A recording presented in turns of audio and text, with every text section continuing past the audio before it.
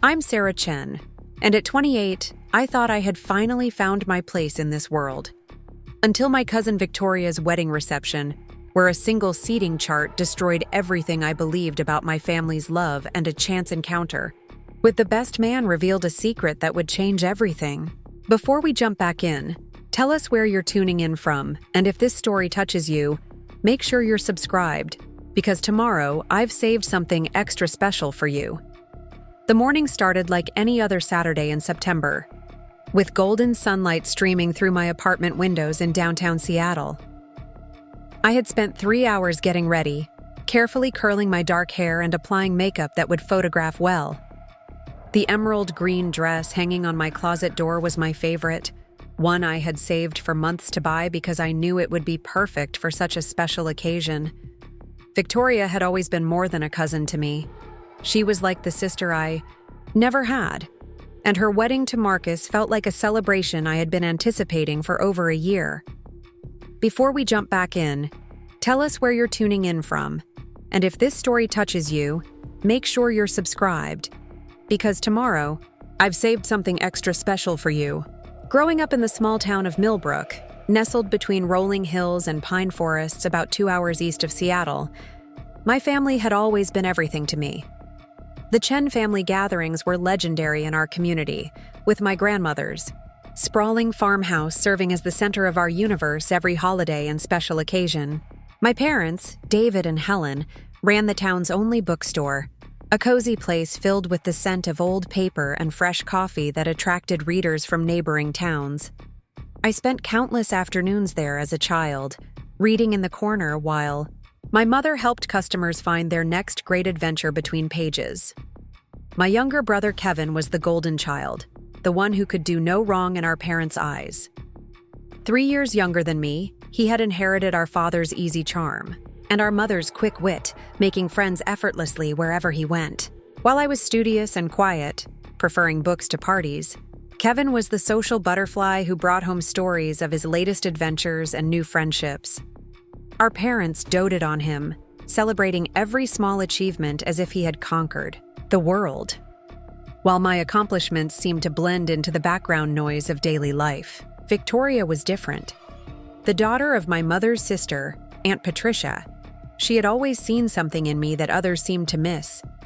When I won the regional science fair in high school, Victoria drove 3 hours just to congratulate me, in person. When I graduated summa cum laude from the University of Washington with a degree in environmental engineering, she was the first person to call me, screaming with excitement over the phone. During the years when I struggled to find my footing in Seattle's competitive job market, living in a tiny studio apartment and surviving on ramen noodles and determination, Victoria would visit me monthly, bringing homemade cookies and unwavering belief in my potential. The irony wasn't lost on me that Victoria, who had dropped out of college after 1 semester to pursue her dream of becoming a wedding planner, was the one person in my family who truly understood the value of hard work and persistence. While everyone else saw my career as just another job, Victoria recognized that my work in environmental consulting was making a real difference in the world. She would ask detailed questions about my projects, genuinely interested in how I was helping companies reduce their carbon footprints and implement sustainable practices. 3 years ago, when I finally landed my dream position at Green Solutions Northwest, a prestigious environmental consulting firm, Victoria was the one who insisted we celebrate properly. She took me to the nicest restaurant in Seattle where we toasted my success with champagne that cost more than I usually spent on groceries in a week.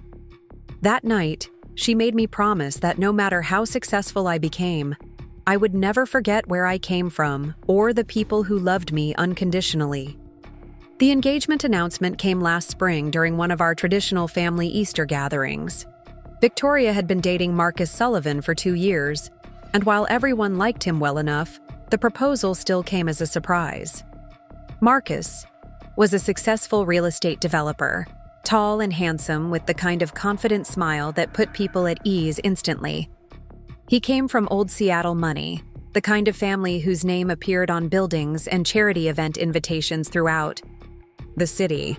The Sullivans were everything the Chens were not: established, connected, and effortlessly elegant in ways that seemed to come naturally rather than through careful cultivation. When Victoria showed off her engagement ring at Easter dinner, a stunning emerald-cut diamond that probably cost more than my annual salary, the family's reaction was immediate and overwhelming. Suddenly, Victoria wasn't just our beloved family member. She was ascending to a social level that none of us had ever imagined reaching. The wedding planning became a family obsession, with every detail discussed and analyzed as if we were preparing for a royal ceremony. I threw myself into my role as maid of honor with the same dedication I brought to my professional projects. Victoria and I spent countless weekends touring venues, sampling cakes, and debating flower arrangements. The guest list grew from an intimate family gathering to an elaborate affair with over 200 attendees, including many of Marcus's business associates and social connections. The venue they finally selected was the Fairmont Olympic Hotel, a grand historic property in downtown Seattle that epitomized old-world elegance and sophistication. As the wedding date approached, I began to notice subtle changes in how some family members interacted with Victoria.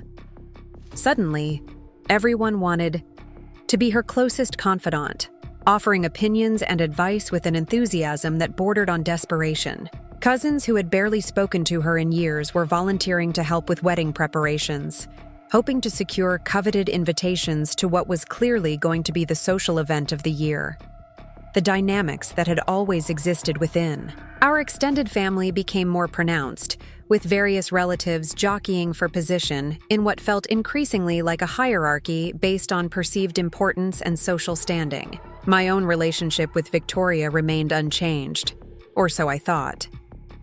We still talked for hours about everything and nothing, sharing dreams and fears the way we had since childhood. She confided in me about the pressure she felt from Marcus's family to fit into their established social circle, worried that she wasn't sophisticated enough for their country club gatherings and charity luncheons. I reassured her that she was perfect exactly as she was, that Marcus had fallen in love with her authenticity and warmth, not some polished version of herself that others might expect her to become. The week before the wedding, Victoria seemed stressed in ways I had never seen before. During our final dress fitting, she was uncharacteristically quiet, going through the motions of adjusting hemlines and checking seams without her usual enthusiasm. When I asked if everything was okay, she brushed off my concerns with a bright smile that didn't quite reach her eyes, insisting that she was just dealing with typical pre-wedding jitters. Something felt different, but I chalked it up to the natural anxiety that comes with such a major life transition. The night before the wedding, at the rehearsal dinner held at an exclusive waterfront restaurant, I began to sense tensions I hadn't noticed before. The seating arrangement clearly delineated social boundaries, with Marcus's family and friends occupying the tables closest to the happy couple, while our family was scattered throughout the room in what felt like a carefully calculated distribution. During the toasts, speaker after speaker praised Victoria's beauty and charm, but there was an underlying condescension in some of the compliments, subtle suggestions that she was lucky to be joining such an established family, rather than bringing her own value to the union. Preparing and narrating this story took us a lot of time, so if you are enjoying it, subscribe to our channel. It means a lot to us. Now back to the story. I watched my parents during these speeches, noticing how they smiled and nodded at comments that would have offended them in any other context.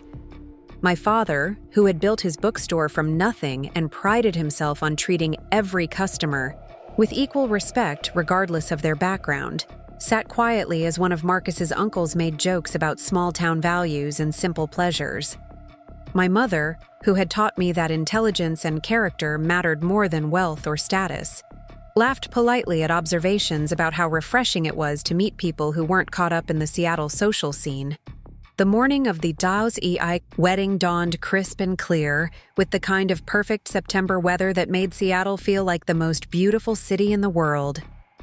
I arrived at the hotel early to help Victoria get ready, finding her surrounded by a team of professional stylists who had transformed the bridal suite into something resembling a high-end salon. The atmosphere was charged with excitement and nervous energy, with bridesmaids fluttering around in various states of preparation, while Victoria sat serenely in the center of it all, being transformed into a vision of bridal perfection. As her maid of honor, I had expected to be by Victoria's side throughout the morning, helping with last-minute details and providing emotional support. Instead, I found myself increasingly pushed to the periphery as Marcus's sister Caroline took charge of the preparations with military precision. Caroline, a polished woman in her early 30s who worked in public relations for a major Seattle corporation, had opinions about everything from the arrangement of Victoria's veil to the order in which photos should be taken. Her suggestions were delivered with the kind of authority that made disagreement seem petty and unreasonable, even when her ideas conflicted with plans Victoria and I had made months earlier. The ceremony itself was breathtakingly beautiful, held in the hotel's grand ballroom with soaring ceilings and crystal chandeliers that cast rainbows across the assembled guests. Victoria looked radiant as she walked down the aisle, her dress a masterpiece of silk and lace that had been featured in 3 different bridal magazines. Marcus's expression as he watched her approach was one of genuine love and admiration. And for a moment, all my concerns about family dynamics and social hierarchies faded away. This was about 2 people who loved each other choosing to build a life together, and everything else felt insignificant in comparison. The ceremony concluded with thunderous applause and a recessional that felt like a triumphant celebration. As maid of honor, I walked arm in arm with Tyler Morrison, Marcus's best man, a successful tech entrepreneur who had been Marcus's roommate at Stanford. Tyler was charming and easy to talk to, with the kind of relaxed confidence that came from knowing he belonged in any room he entered. During our brief conversation as we made our way back down the aisle, he mentioned that he was looking forward to getting to know Victoria's family better, expressing genuine interest in learning more about our backgrounds and traditions. The cocktail hour that followed was a whirlwind of congratulations and small talk, with guests mingling throughout the hotel's elegant lobby while photographers captured every moment. I found myself in conversations with people I had never met, distant relatives of Marcus's family who made polite inquiries about my work and life in Seattle. Most seemed genuinely interested, asking thoughtful questions about environmental consulting and expressing admiration for the work I was doing. For the first time since arriving at the hotel, I began to relax, thinking that perhaps my concerns about social hierarchies had been overblown. As the cocktail hour wound down, guests began making their way into the ballroom for dinner and dancing. The room had been transformed into a wonderland of white flowers and gold accents, with round tables draped in silk linens and centerpieces that looked like they belonged in a museum. Each table was numbered with elegant gold stands, and guests searched for their assigned seats with the kind of excited anticipation that comes with wondering who they'll be spending the evening with. I approached the seating chart display with a smile, expecting to find my name at the head table, or at least at one of the tables near the front of the room. After all, as maid of honor and Victoria's closest family member, it seemed natural that I would be seated in a position of honor. The chart was beautifully calligraphed on cream-colored paper, with names arranged in alphabetical order for easy reference. I scanned the list quickly, looking for my name under the C section. Sarah Chen, Table 12. Table 12 seemed like it might be toward the back of the room, but I wasn't immediately concerned. Perhaps Victoria had strategically placed me with other young professionals or interesting guests who would make for good conversation. I made my way through the elegantly appointed ballroom, past tables of Marcus's business associates and family friends, past tables of what appeared to be college friends and work colleagues, continuing toward the back of the room where table 12 was located. What I found when I reached my assigned seat made my stomach drop and my cheeks burn with embarrassment. Table 12 was positioned in the far corner of the ballroom, partially hidden behind a decorative pillar that blocked the view of the head table. The other guests already seated there looked as confused and uncomfortable as I felt. There was my cousin Danny, who had been struggling with addiction issues for the past several years and was currently between jobs. My second cousin, Maria, who had dropped out of high school and was raising 3 children as a single mother while working part-time at a grocery store. Uncle Frank, my father's brother, who had never quite recovered financially from his divorce 5 years earlier, and was known for his slightly too loud voice and tendency to share inappropriate stories after a few drinks. As I took my seat, forcing a smile and greeting my table mates warmly, the realization began to sink in. This wasn't a random seating arrangement or a logistical oversight. This was deliberate. Table 12 was where Victoria, or more likely Caroline and the wedding planner, had decided to put the family members who didn't quite fit the image of success and sophistication they wanted to project to Marcus's side of the guest list. We were the relatives who were loved but not showcased, included but not celebrated. The contrast with the rest of the room was stark and impossible to ignore. At the tables near the front, I could see my parents sitting with Marcus's aunts and uncles, my mother animated in conversation with a woman wearing what appeared to be designer jewelry. Kevin was at a table with other young professionals, laughing, and clearly enjoying himself among Marcus's college friends. Even my typically antisocial Uncle Robert had been seated at a respectable table in the middle of the room, probably because his recent promotion to bank manager made him a more suitable dinner companion than those of us relegated to the corner. Danny leaned over as I settled into my chair, his voice low but tinged with bitter humor. "Welcome to the island of misfit toys," he whispered, gesturing around our table with a sardonic smile. "Looks like we're the ones who didn't make the cut for respectable society." His comment stung because it perfectly captured what I was feeling, but hadn't yet been able to articulate. We were the family members whose presence was required, but whose visibility was minimized.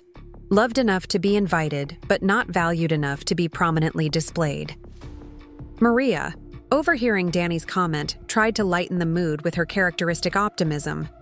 "At least we can relax and be ourselves back here," she said, adjusting the dress she had clearly bought specifically for this occasion. "No pressure to impress anyone or watch our every word." Her attempt at finding the silver lining was admirable, but I could see the hurt in her eyes. Like me, she had put considerable effort into preparing for this wedding, seeing it as an opportunity to celebrate Victoria's happiness and enjoy a rare family gathering. As dinner was served, I found myself picking at the beautifully prepared salmon while struggling to focus on the conversations around our table.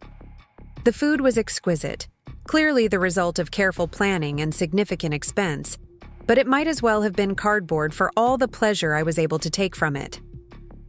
From our position in the corner, I could see the head table where Victoria and Marcus were surrounded by their wedding party and immediate family members. Victoria looked radiant and happy, laughing at something Marcus's father was saying while Caroline leaned in to share what appeared to be an amusing anecdote. The speeches began as the main course was being cleared away, with Marcus's father delivering a heartfelt welcome to Victoria that emphasized how wonderful it was to bring such a lovely young woman into their family. His words were kind and genuine, but there was an undertone of benevolent condescension that made my teeth clench. He spoke about Victoria as if she were a charming addition to their established world, rather than an equal partner bringing her own value and perspective to the union. My father's speech followed, and I watched from our distant table as he stood nervously at the microphone, clearly intimidated by the elegant surroundings and distinguished audience. His words about Victoria were beautiful and heartfelt, sharing memories of her childhood and expressing pride in the woman she had become. But I could see how he rushed through his remarks, eager to return to his seat and fade back into the background, where he felt more comfortable. Tyler Morrison's best man speech was the highlight of the evening, delivered with the kind of polished confidence that comes from years of public speaking experience. He told funny stories about Marcus's college days, shared touching observations about the couple's relationship, and managed to be both entertaining and emotionally resonant. As he spoke, I found myself genuinely impressed by his speaking ability and the obvious affection he had for his friend. There was something about his demeanor that suggested depth beneath the surface charm, a quality that made him stand out even among the accomplished guests filling the ballroom. After the speeches concluded and the dancing began, I excused myself from table 12 and made my way to the restroom, needing a few minutes to process the emotions churning in my chest. The ladies' lounge was as elegant as the rest of the hotel, with marble countertops and flattering lighting that should have made me feel glamorous and sophisticated. Instead, I stared at my reflection in the mirror, seeing a young woman who had tried so hard to fit in, but had somehow been found wanting anyway. The emerald green dress that had made me feel so confident that morning now seemed too bright, too attention-seeking for someone who had been relegated to the corner of the room. My carefully styled hair and makeup felt like a costume I was wearing, to play a part I hadn't been cast for. For the first time since arriving at the wedding, I allowed myself to fully acknowledge the hurt and confusion I was feeling. This wasn't just about seating arrangements or social hierarchies. This was about belonging, about family loyalty, and about the painful realization that love doesn't always translate to respect or consideration. When I returned to the ballroom, the dancing was in full swing, with Victoria and Marcus gliding across the floor in what was clearly a choreographed routine they had spent months perfecting. They looked like something out of a fairy tale, surrounded by swirling guests and bathed in the romantic glow of the chandeliers overhead. For a moment, watching them dance, I was able to set aside my personal disappointment and simply feel joy for Victoria's happiness. Whatever complications and hurt feelings surrounded this wedding, at its center was a love story that deserved celebration. The rest of the evening passed in a blur of forced smiles and polite conversation. I danced with Uncle Frank when he asked, laughed at Danny's increasingly inappropriate jokes as he worked his way through the open bar, and helped Maria corral her youngest daughter, who had been running around the ballroom with the other children. From the outside, I probably looked like I was having a wonderful time, participating fully in the celebration and embracing my role as the supportive maid of honor. But inside, something fundamental had shifted. The family I had always seen, as my anchor, my source of unconditional love and acceptance, had revealed itself to be more complicated than I had ever imagined. The people who claimed to love me had made a decision that my presence was something to be managed rather than celebrated, that my value was limited enough to warrant hiding me away from the guests who mattered. As the evening wound down and guests began to filter out of the ballroom, I gathered my purse and prepared to make my own exit. The plan had been for me to stay at the hotel that night, taking advantage of the group rate Victoria had negotiated for out-of-town guests. But the thought of spending another moment in this building, surrounded by reminders of how I had been categorized and dismissed, felt unbearable. I would drive home to my apartment, to the space where I was valued for who I was rather than judged for who I wasn't.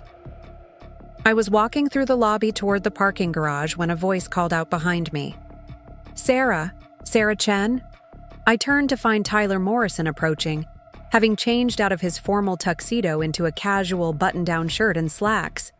His expression was concerned, almost urgent, as he caught up with me near the elevator bank. "I was hoping to catch you before you left," he said, slightly out of breath from hurrying across the lobby. "I wanted to talk to you about something, but it seemed like you disappeared after the dancing started." His interest was puzzling, given that we had barely spoken beyond our brief conversation during the recessional and a few polite exchanges during the cocktail hour. I paused, my finger hovering over the elevator call button, curious despite my eagerness to escape the evening's disappointments. "What about?" I asked, trying to keep my voice neutral and professional despite the emotional exhaustion I was feeling. Tyler glanced around the lobby, which was still bustling with wedding guests saying their goodbyes and hotel staff managing the evening's logistics. "Actually, would you mind if we talked somewhere more private? There's something I need to discuss with you, and it's rather important." His tone was serious, lacking the casual charm he had displayed throughout the evening's festivities. Something in his manner made me hesitate. The rational part of my mind warned me to be cautious about following a relative stranger to a private location, especially after an evening that had already been full of unexpected revelations. But there was something in Tyler's expression that suggested this wasn't a casual request or an attempt at post-wedding socializing. This felt significant in ways I couldn't yet understand. "The hotel bar is probably still open," I suggested, offering a compromise that would allow us to talk privately while remaining in a public space. "We could grab a coffee or something." Tyler nodded gratefully. "That would be perfect. Thank you for taking the time, especially after such a long day." The hotel bar was indeed still open, though sparsely populated at this late hour. We found a quiet corner table away from the few remaining patrons, and Tyler ordered coffee for both of us, while I tried to imagine what could be so important that Marcus's best man needed to discuss it with me privately. Perhaps there was some issue with the wedding party, or a problem that had arisen during the reception that required the maid of honor's attention. When our coffee arrived, Tyler sat quietly for a moment, seeming to gather his thoughts before speaking. The confident, polished demeanor he had displayed throughout the wedding festivities had been replaced by something more thoughtful and uncertain. Finally, he looked up and met my eyes directly. "Sarah, I need to ask you something, and I hope you'll forgive me if this seems presumptuous or inappropriate." He paused, running a hand through his hair in a gesture that made him seem younger and more vulnerable than he had appeared during his best man speech. "Are you the person who anonymously paid for Danny Chen's rehabilitation program last year?" The question hit me like a physical blow, unexpected and precise in its aim. I felt my carefully maintained composure begin to crack as the implications of his knowledge sank in. The coffee cup trembled slightly in my hands as I set it down, buying myself a few seconds to process what he had just asked and consider how to respond. The rehabilitation program Tyler was referring to had been one of the most difficult decisions I had ever made, both financially and emotionally. When Danny's addiction had reached a crisis point the previous fall, threatening not only his health, but his relationship with his young daughter, the family had been desperate to find help. The treatment program that offered the best chance of success was also prohibitively expensive, far beyond what anyone in our family could afford. I had spent weeks researching options, making phone calls, and trying to find a solution that would give Danny the support he needed without bankrupting the people who loved him. In the end, I had made the decision to pay for the program myself, using a significant portion of my savings and taking out a personal loan to cover the remaining costs.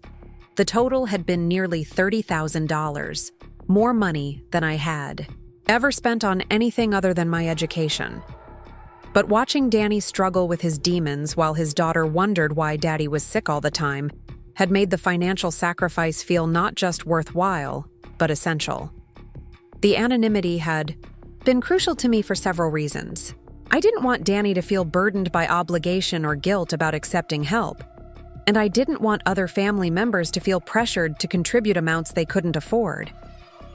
Most importantly, I didn't want my gesture to be seen as a way of buying influence or positioning myself as the family's financial savior. The help was offered out of love, not a desire for recognition or gratitude. Tyler watched my face carefully as I struggled to find words, clearly reading the confirmation in my expression even before I spoke. "How did you know?" I finally managed to ask, my voice barely above a whisper. "I work in venture capital now, but I used to do financial consulting," Tyler explained gently. "One of my former clients runs the treatment center where Danny went for help." When I was at the wedding tonight and heard some family members talking about Danny's recovery, I remembered the case because anonymous donations of that size are relatively rare. It took me a while to put the pieces together, but when I saw how you were seated tonight and watched how you interacted with everyone at your table, things started to make sense. The revelation that Tyler had connected my identity to the anonymous donation felt simultaneously violating and validating. For over a year, I had carried the secret of what I had done for Danny, never speaking about it to anyone because the anonymity had been so important to maintaining the integrity of the gesture. Now, sitting across from Marcus's best man in an elegant hotel bar that carefully guarded privacy had been stripped away by someone who was essentially a stranger. But there was something in Tyler's expression that suggested his discovery of my secret wasn't accidental or casual. The way he had sought me out, the urgency in his manner when he had called out to me in the lobby, the careful privacy he had requested for our conversation, all of it suggested that learning about my anonymous donation had affected him in ways that went beyond mere curiosity. "Why does it matter to you?" I asked, genuinely puzzled by his interest in my family's private affairs. "I mean, it's kind of you to notice, but I don't understand why this would be something you'd need to discuss with me." Tyler leaned forward slightly, his expression becoming more intense.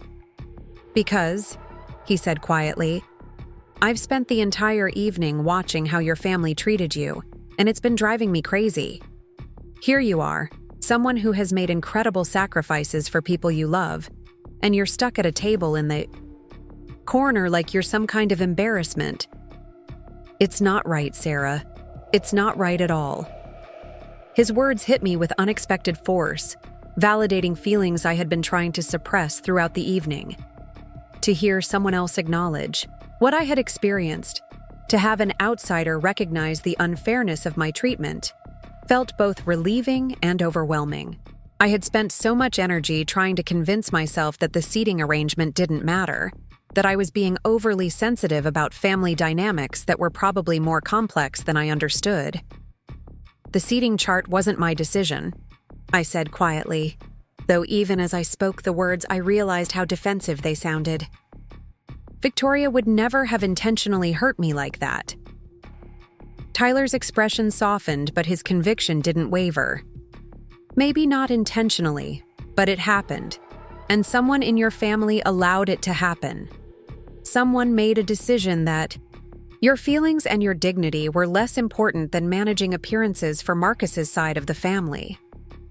The truth of his observation was painful to acknowledge, but impossible to deny. Someone had indeed made that decision, whether it was Victoria herself or someone acting on her behalf. Someone had looked at the guest list, considered where to place each family member, and determined that I belonged with the relatives who needed to be hidden rather than highlighted.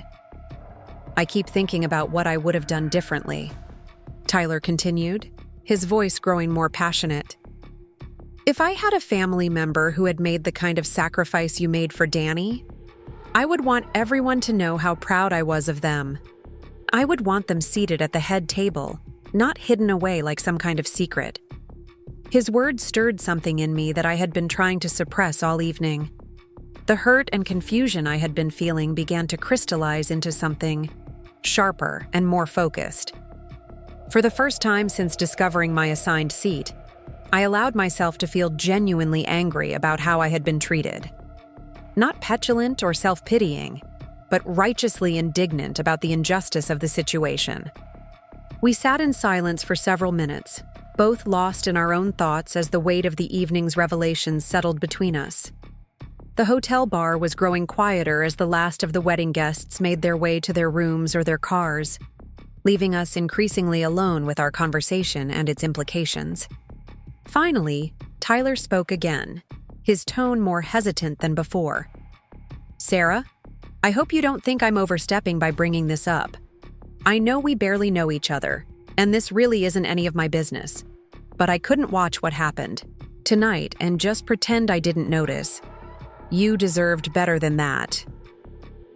His acknowledgement of my worth, coming from someone who had no obligation to defend me or reason to flatter me, felt more meaningful than any of the polite compliments I had received throughout the evening.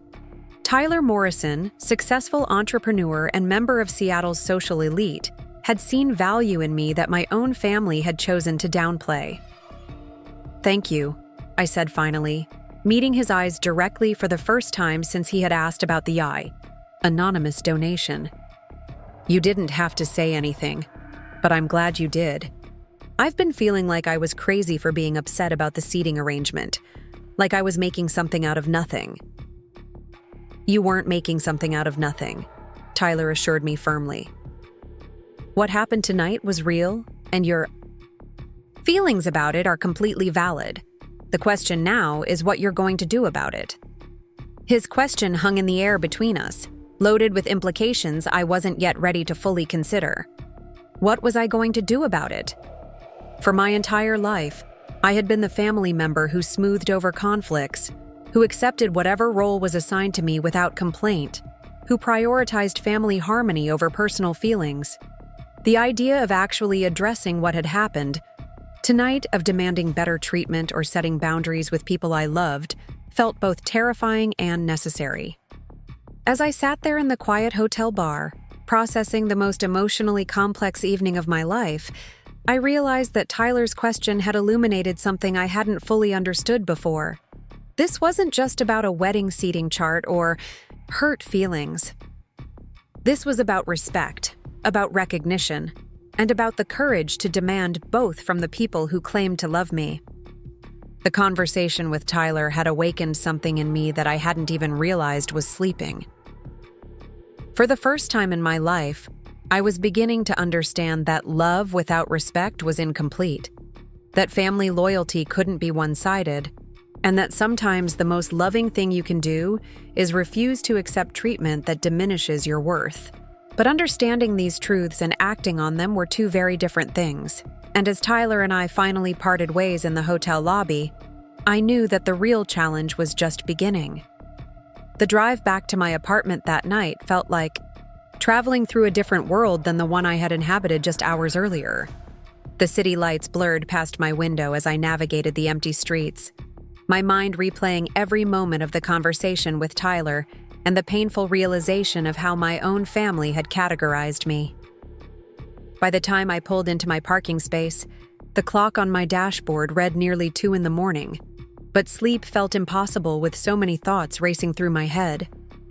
My apartment, a cozy one-bedroom in Capitol Hill that I had worked so hard to afford, suddenly felt like a sanctuary, in ways it never had before.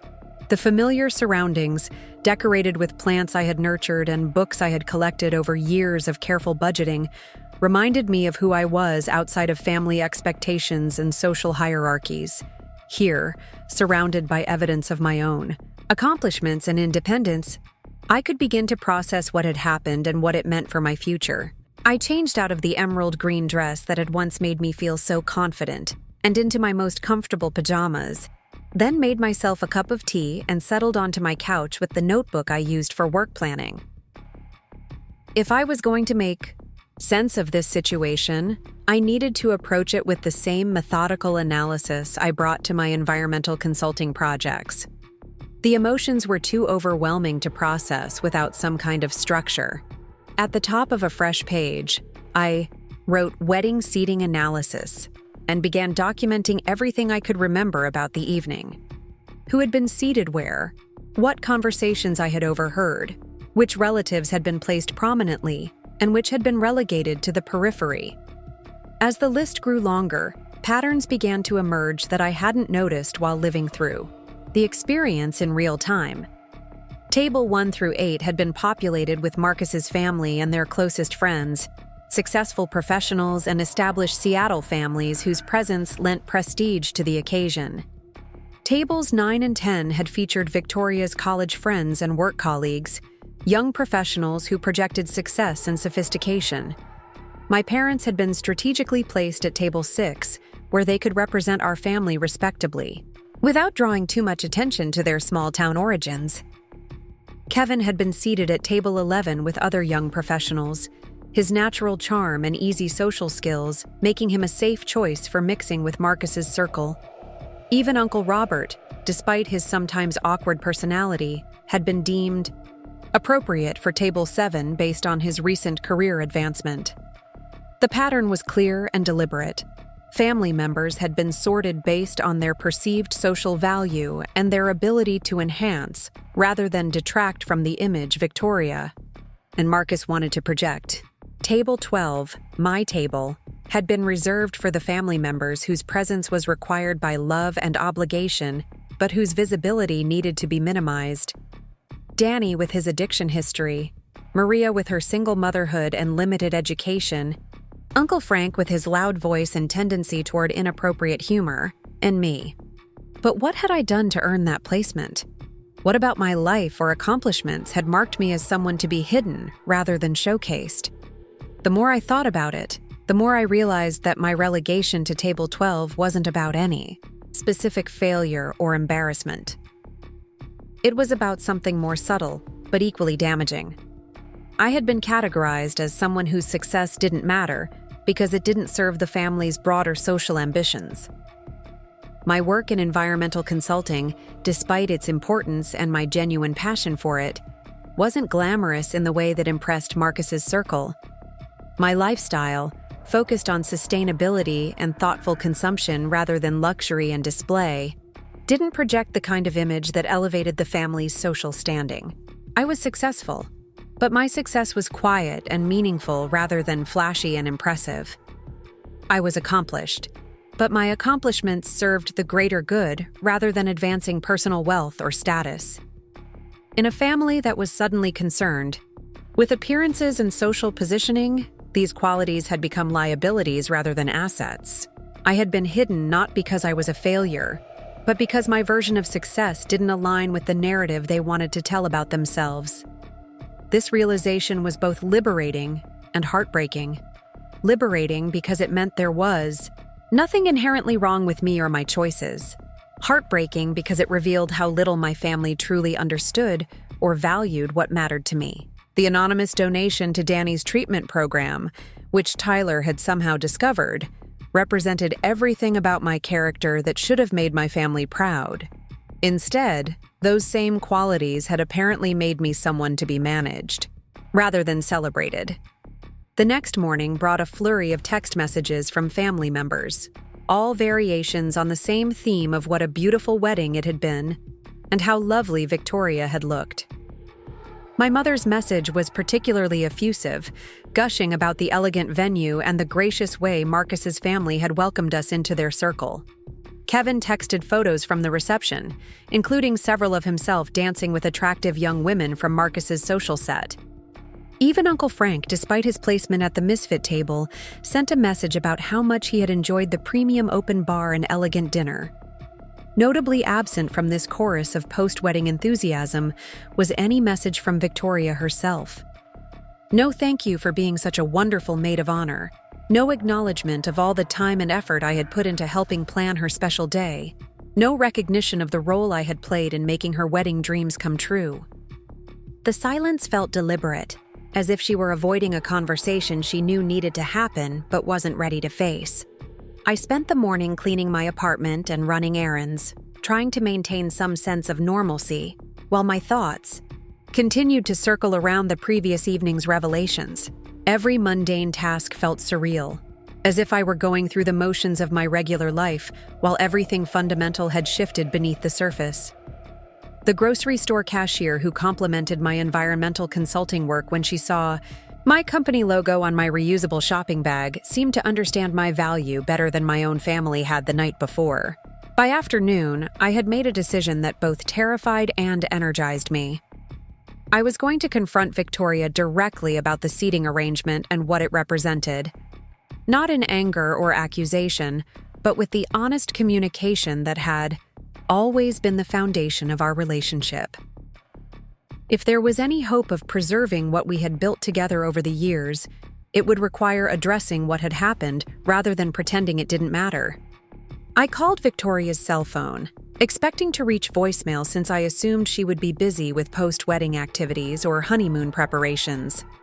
Instead, she answered on the second ring, her voice bright and cheerful in a way that seemed forced. "Sarah, I was just thinking about calling you. Wasn't yesterday just perfect? I still can't believe it all came together so beautifully." Her enthusiasm felt performative, as if she were trying to overwhelm any potential criticism with sheer positivity. I could hear voices in the background, probably Marcus and his family members gathered at their hotel suite for post-wedding brunch. The setting wasn't ideal for the conversation I needed to have, but Victoria's avoidance tactic of staying constantly surrounded by others meant there might not be a better opportunity. "Victoria, I need to talk to you about something important," I said, keeping my voice calm but serious. "It's about the wedding, specifically about the seating arrangements. Could we meet somewhere private this afternoon?" The pause that followed my request was long enough to confirm my suspicions about her awareness of the situation. When she finally responded, her tone had shifted from forced cheerfulness to defensive caution. "Seating arrangements? Sarah, there were over 200 people at that wedding. The logistics were incredibly complex.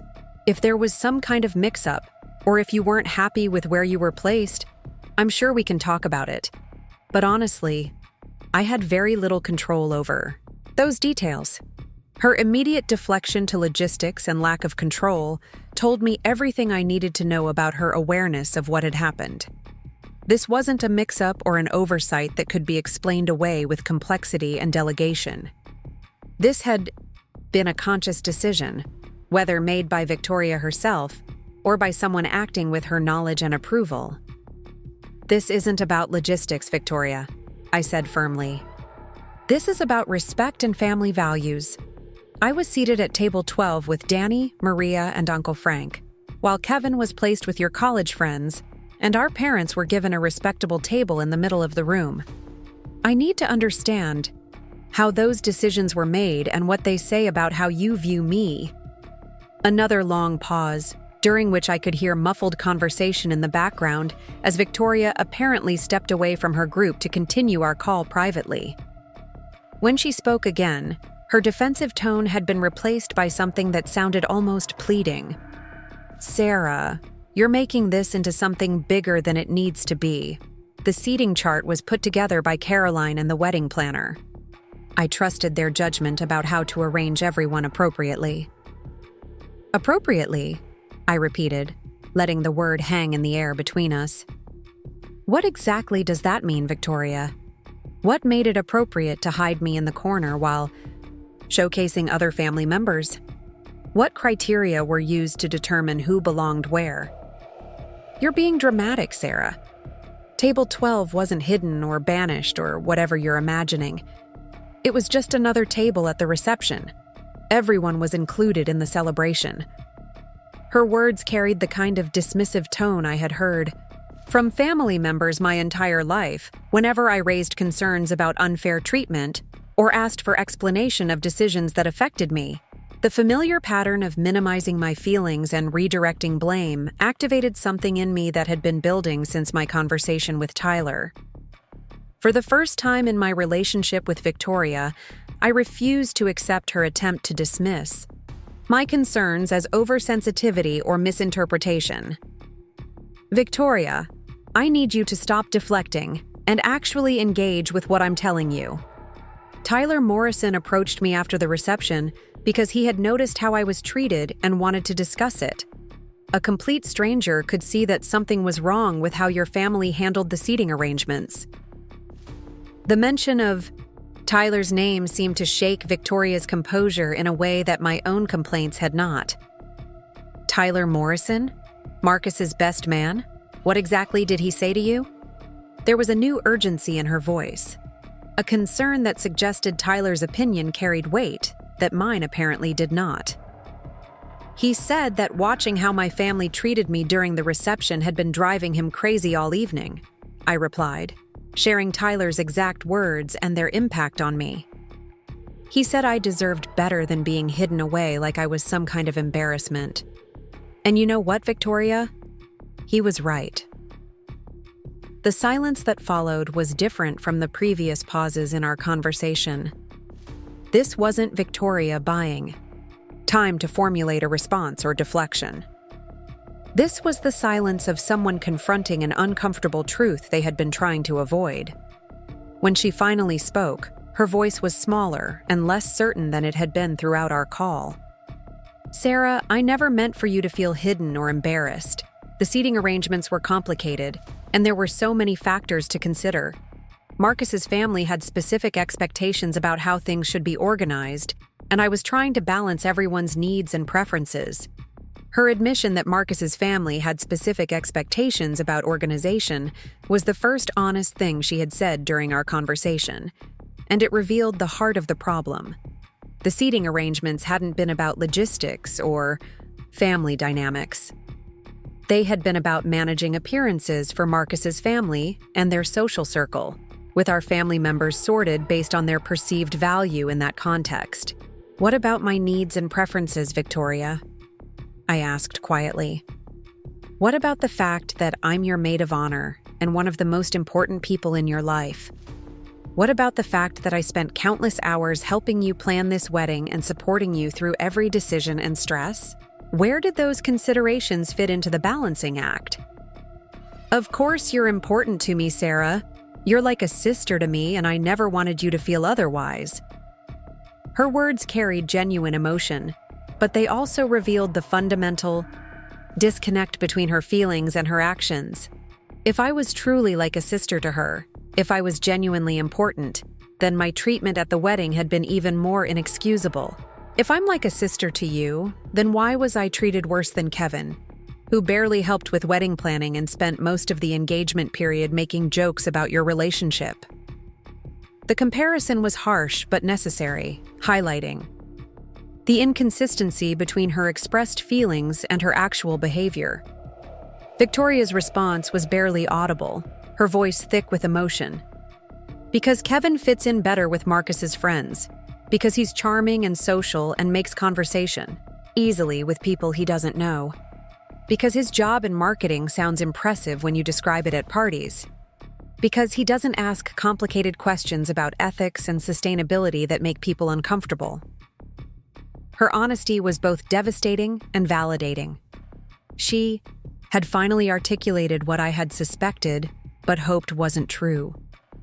That my value to the family had been assessed not based on my character or accomplishments, but on my utility in social situations.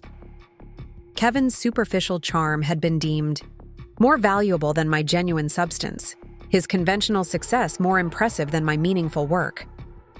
So my problem is that I'm too real, too principled, too focused on things that actually matter, I asked, unable to keep the bitterness out of my voice. My problem is that I don't perform well enough for Marcus's family and their social expectations? That's not what I meant, and you know it. Victoria's tone had shifted back to defensive, but there was less conviction behind it now. I'm trying to explain the pressures I was under and the impossible position I was in. You're acting like I deliberately set out to hurt you, when really I was just trying to make everything work for everyone. But it didn't work for everyone, Victoria. It worked for Marcus's family and their social circle, and it worked for the family members who could enhance your image. But it didn't work for me, and apparently, my feelings about that don't matter as much as everyone else's comfort and expectations. The conversation continued for another 20 minutes, circling around the same fundamental issues without resolution. Victoria alternated between defensiveness and apologetic explanations, but she never offered a genuine acknowledgement of how her decisions had affected me or a commitment to handling similar situations differently in the future. Her responses made it clear that while she regretted my feelings being hurt, she didn't truly understand why her actions had been problematic. When we finally ended the call, nothing had been resolved, and I felt more alienated from Victoria than I ever had in our entire relationship. The cousin who had always been my closest family ally, who had celebrated my successes and supported my dreams, had revealed herself to be someone who valued appearance over authenticity and social acceptance over family loyalty. The betrayal felt complete and devastating. That evening, I called my parents to discuss what had happened at the wedding and during my conversation with Victoria. I had hoped they might offer support, or at least acknowledgement of the unfairness I had experienced. Instead, I encountered the same pattern of minimization and deflection that had characterized Victoria's response. "Honey, you're reading too much into seating arrangements," my mother said when I explained my feelings about Table 12. It was a beautiful wedding, and everyone had a wonderful time, Victoria was under tremendous pressure to make everything perfect, and I'm sure she did the best she could with a very difficult situation. My father's response was even more dismissive. "Sarah, your cousin just had the wedding of her dreams. Why are you trying to create problems and drama when everyone should be celebrating her happiness? Sometimes you have to look beyond your own feelings and consider what's best for the family as a whole." Their reactions confirmed what I had begun to suspect during my conversation with Victoria. The problem wasn't just with the wedding seating, arrangements, or even with Victoria's individual decisions. The problem was with a family dynamic that consistently prioritized appearance over authenticity, that valued social acceptance more than individual worth, and that expected certain family members to sacrifice their dignity for the comfort of others. I had been raised to believe that family was everything, that loyalty to relatives trumped personal feelings, and that good daughters didn't create conflict or demand recognition. But the events of the wedding had forced me to confront the reality that this family loyalty was fundamentally one-sided. I was expected to give everything to support other family members' success and happiness, while my own needs and feelings were dismissed as selfishness or oversensitivity. The conversation with my parents ended without resolution, leaving me feeling more isolated than ever. The people who should have been my strongest advocates had instead chosen to protect the family's image and Victoria's feelings rather than addressing the legitimate concerns I had raised. Their response sent a clear message that my role in the family was to accept whatever treatment I received without complaint, to prioritize everyone else's comfort over my own dignity. Over the next few days, I found myself analyzing every family interaction from the past several years through this new lens of understanding. Patterns that I had previously dismissed as normal family dynamics suddenly appeared in a different light. The way my accomplishments were consistently downplayed or redirected to other topics. The expectation that I would always be available to help with family crises, but never ask for support in return. The assumption that my time and resources were freely available for family needs without reciprocal consideration. The anonymous donation to Danny's rehabilitation program, which Tyler had somehow discovered, represented the culmination of this pattern. I had given $30,000 of my own money and taken on significant debt to help a family member in crisis, but I had felt compelled to do so anonymously to avoid creating obligation or expectation. Even in my greatest act of family loyalty and sacrifice, I had hidden my contribution because I knew it would be seen as an attempt to gain influence or recognition rather than a genuine expression of love. The irony was bitter and inescapable. I had been so concerned about not appearing to use money for family leverage that I had made my sacrifice invisible, while simultaneously being criticized for not contributing enough to family harmony and success. My genuine generosity had been hidden while my perceived shortcomings were displayed for everyone to see. On Thursday evening, exactly 1 week after the wedding, I received an unexpected phone call from Tyler Morrison. His voice was warm but serious, as he explained that he had been thinking about our conversation at the hotel bar and wanted to follow up on some of the issues we had discussed.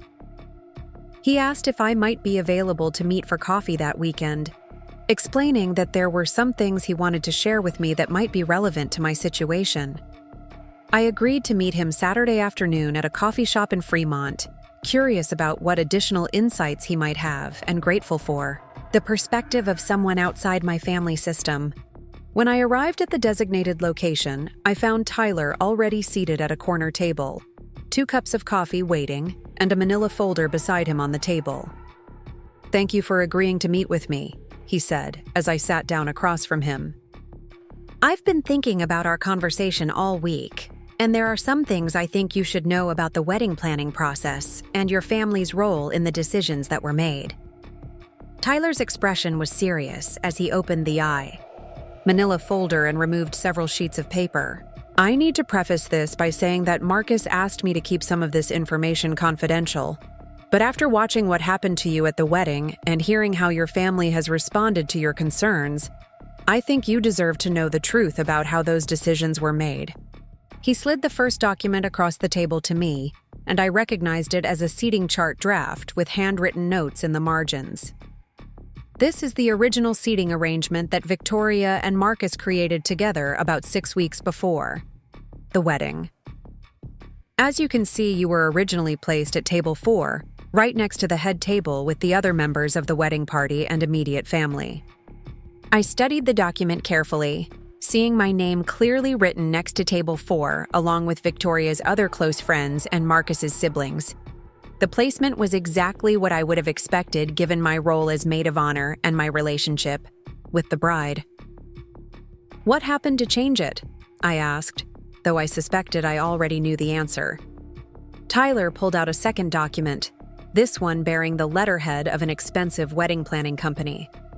"This is a revised seating chart that was created after Marcus's mother and sister Caroline got involved in the planning process.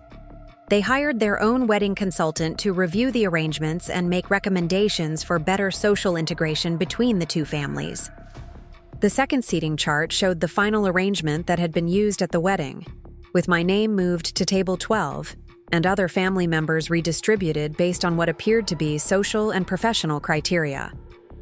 Handwritten notes in the margins explained the reasoning behind various placement decisions, and the language used was coldly analytical in its assessment of different family members' social value. Sarah Chen relocated to accommodate better professional networking opportunities for other guests, read one note next to my original placement. Family members with addiction history or financial challenges grouped together to minimize impact on primary social objectives, read another note explaining the composition of Table 12. Reading the clinical assessment of my family members and the explicit acknowledgement that we were being managed for social optimization rather than honored as beloved relatives was devastating. The wedding planner had literally categorized us, based on our perceived value to Marcus's family's social goals, treating us like pieces on a chessboard to be arranged for maximum strategic advantage. "Did Victoria know about this?" I asked, my voice barely above a whisper. Tyler nodded grimly. "She was present for the meeting where these changes were discussed and approved. According to Marcus, she raised some concerns about moving you to a different table, but Caroline convinced her that the new arrangement would be better for family harmony and social cohesion." The revelation that Victoria had been aware of the change and had chosen to approve it despite her concerns hit me like a physical blow. She had lied to me during our phone conversation when she claimed to have little control over the seating arrangements. She had made a conscious decision to prioritize social strategy over her relationship with me, and then had attempted to cover up that decision with excuses about complexity and delegation. Tyler continued sharing information from the folder, showing me correspondence between the wedding planners and Marcus's family that outlined specific strategies for managing the social integration between the two families. The documents revealed a level of calculation and manipulation that I had never imagined could be part of a wedding celebration. Every aspect of the reception had been designed to showcase Marcus's family's social connections while minimizing any elements that might detract from that objective. "Why are you showing me this?" I asked, overwhelmed by the documentation of my family's systematic devaluation. "What do you want me to do with this information?" Tyler leaned back in his chair, his expression thoughtful. "Honestly, I'm not entirely sure. Part of me thinks you deserve to know the truth about what happened, regardless of what you decide to do with it. But part of me also thinks this information might be useful if you decide to set some boundaries with your family about how they treat you going forward." The suggestion that I might use this information to confront my family or demand changes in our relationship dynamic was both appealing and terrifying. The documentation Tyler had shared provided irrefutable evidence of the disrespect and manipulation I had experienced, but using it would represent a fundamental shift in how I approached family relationships. I had always been the peacekeeper, the one who absorbed criticism and disappointment to maintain harmony. Confronting my family with evidence of their betrayal would be entering uncharted territory. "There's something else," Tyler said, pulling out a final document from the folder. This is a copy of the thank you card list that Victoria and Marcus created for their wedding gifts. I thought you might want to see how your contribution was acknowledged. I took the document with trembling hands, scanning the alphabetical list for my name. When I found it, the entry was brief and impersonal. Sarah Chen, serving tray set, standard thank you card. The serving tray set had been a carefully chosen gift that reflected Victoria's love of entertaining and her new role as Marcus's wife. I had spent considerable time selecting something both beautiful and practical, and had included a heartfelt note about my hopes for their marriage and my gratitude for Victoria's role in my life. More significantly, the list made no mention of my financial contribution to the wedding costs, which had been substantial. In addition to the gift, I had paid for Victoria's bachelorette party, contributed to the bridal shower expenses, and covered the cost of my maid of honor dress and accessories. The total amount I had spent supporting Victoria's wedding was well over $3,000, yet none of this was acknowledged in their record of gifts received. The contrast between my substantial contributions and my minimal recognition was stark and painful. Tyler pointed to another entry on the list that caught my attention. Kevin Chen, wine collection, personalized thank you card and photo. Kevin's gift had been less expensive than mine and required significantly less thought and effort, yet it had received personalized acknowledgement that mine had not. I'm showing you this because I think it's important for you to see the full picture of how you've been treated, Tyler explained gently. This isn't just about a seating arrangement or a single incident. This is about a pattern of taking your contributions for granted while giving recognition and appreciation to others. As I sat in the coffee shop, surrounded by evidence of my family's calculated disregard for my feelings and contributions, I felt something fundamental shift inside me. The hurt and confusion I had been experiencing since the wedding began to crystallize into something clearer and more empowering. I wasn't crazy or oversensitive for feeling mistreated. I wasn't being dramatic or creating problems where none existed. I was responding appropriately to genuine disrespect and manipulation. Tyler gathered the documents back into the folder and slid it across the table to me. I'm giving you copies of all of this because I think you might need them in future conversations with your family. You don't have to use them if you don't want to, but I wanted you to have the option of presenting facts rather than just feelings when you discuss these issues. The folder felt heavy in my hands, weighted with more than just paper and ink. It contained the truth about my family's priorities and values, documentation of decisions that had been made about my worth and my place in their hierarchy. Having this information felt both empowering and burdensome, giving me tools for confrontation that I wasn't sure I was ready to use. Tyler, why are you doing this? I asked, genuinely puzzled by his investment in my situation. You barely know me, and this really isn't your problem to solve. Why are you going to such lengths to help me understand what happened? He was quiet for a long moment, seeming to consider his answer carefully. Because I've been watching you for the past week, and I see someone who gives everything to the people she loves without expecting much in return. Someone who makes sacrifices that no one acknowledges, who contributes generously without seeking recognition. That's rare, Sarah, and it's valuable. Your family should be protecting and celebrating those qualities, not taking advantage of them.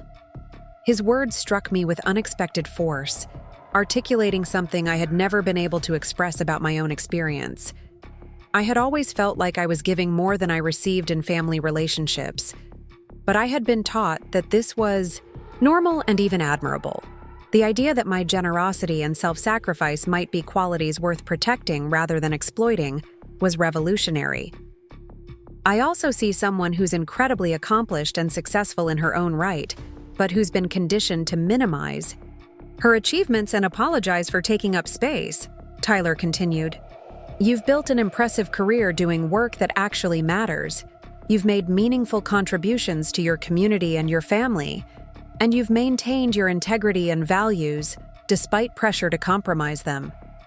Those are the qualities that should be highlighted and celebrated, not hidden away at table 12.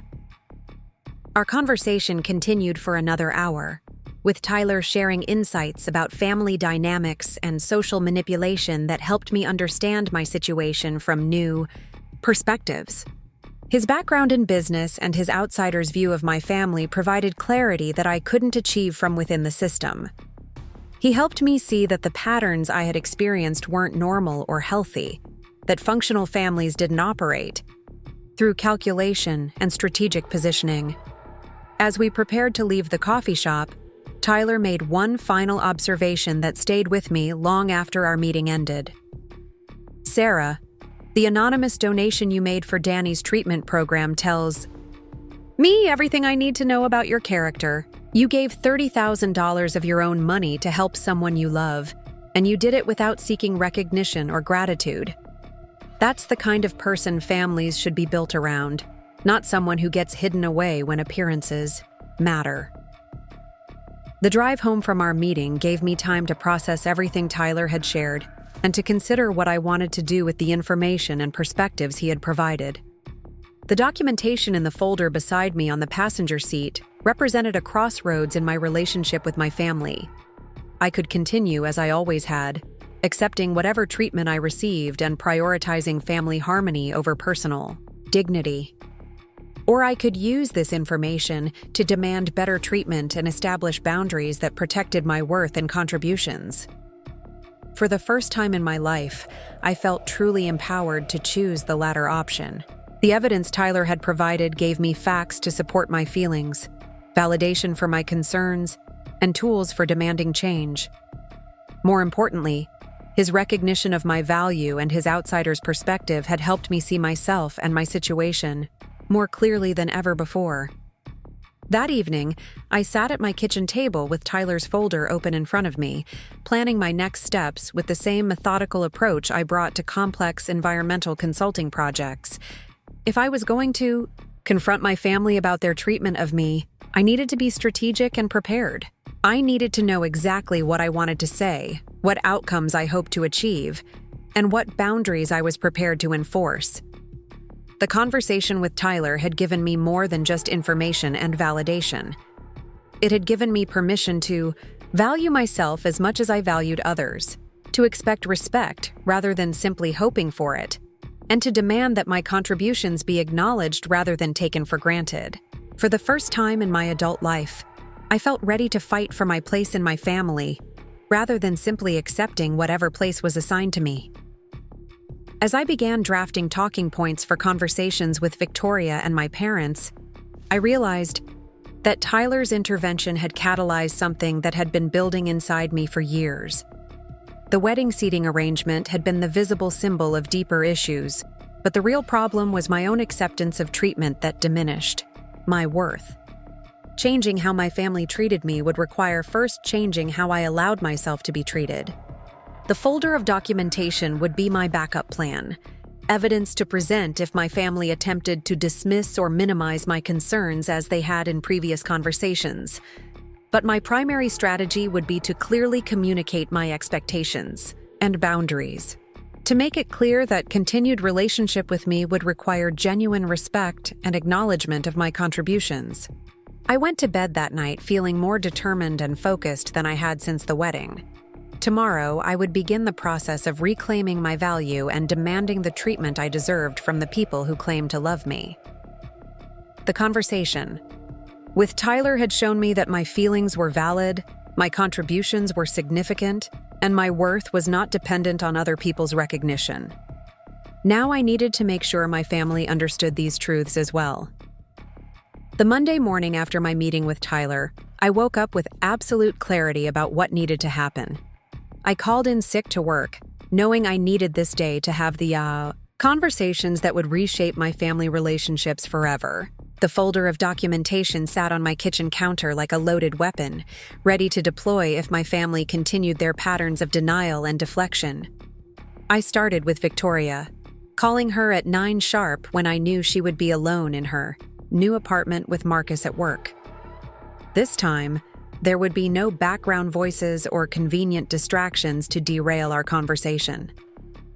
When she answered, I could hear the wariness in her voice, as if she had been expecting this call and dreading it. Victoria, I need you to listen carefully because I'm only going to say this once, I began, my voice steady and controlled. I know about the seating chart changes. I know Caroline and your wedding planner moved me to table 12 as part of a social strategy. I know you were present when this decision was made and approved it despite having concerns. I have documentation of all of this. The silence that followed was profound and telling. No immediate denials, no attempts at deflection, just the quiet of someone whose carefully constructed lie had just collapsed. When she finally spoke, her voice was small and shaky. Sarah, I can explain. The pressure from Marcus's family was incredible. They had very specific ideas about how things should be arranged, and I felt like I had to choose between disappointing them or disappointing you. And you chose to disappoint me, I said simply. You chose to sacrifice my dignity for their approval. You chose to let me be categorized as a family embarrassment, rather than stand up for someone who had given everything to support your happiness. Victoria began to cry, her sobs audible through the phone. I was wrong, Sarah. I know I was wrong. I've been sick about it since the wedding, watching how hurt you were and knowing it was my fault. I was a coward, and I betrayed the most important relationship in my life for people who don't even really care about me. Her admission was everything I had hoped to hear, but it came too late to simply erase the damage that had been done. Victoria, acknowledging that you were wrong is the first step, but it's not enough. You need to understand that your choice revealed something fundamental about how you value our relationship. When you had to choose between protecting me and impressing Marcus's family, you didn't hesitate to throw me under the bus. Through her tears, Victoria asked what she could do to make things right, how she could repair the trust that had been shattered. I had thought carefully about this question, and my answer was clear and non-negotiable. First, you need to have an honest conversation with Marcus and his family about what happened and why it was wrong. Second, you need to make a public acknowledgement of my contributions to your wedding and my value as your maid of honor. Third, you need to commit to never again allowing anyone to treat me as expendable for social convenience. The conversation with Victoria lasted 2 hours, with genuine tears and apologies flowing freely once the truth was finally in the open. She agreed to all my conditions without hesitation, promising to have the difficult conversations with Marcus's family and to find ways to publicly acknowledge how poorly I had been treated. It wasn't a complete healing, but it was the beginning of rebuilding our relationship on more honest foundations.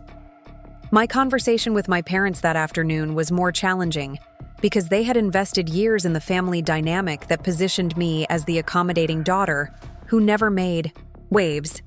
When I presented them with the same documentation and demanded acknowledgement of how I had been treated, their initial response was predictable denial and minimization. Sarah, you're being dramatic about something that doesn't really matter. In the long run, my father said, echoing his previous dismissive comments, Victoria's wedding was beautiful, and everyone had a wonderful time. Why are you determined to create problems and hurt feelings over something so trivial? This time, I was prepared for their deflection tactics. Dad, I'm going to share some information with you, and I want you to listen carefully before you respond. I read them the exact language from the wedding planner's notes about relocating family members with addiction history or financial challenges to minimize impact on primary social objectives. I read them the clinical assessment of my social value and the strategic reasoning behind hiding me away from Marcus's important guests. The silence that followed was different from any I had experienced in previous family conversations. For the first time, my parents were confronted with irrefutable evidence of how their daughter had been deliberately devalued and strategically hidden.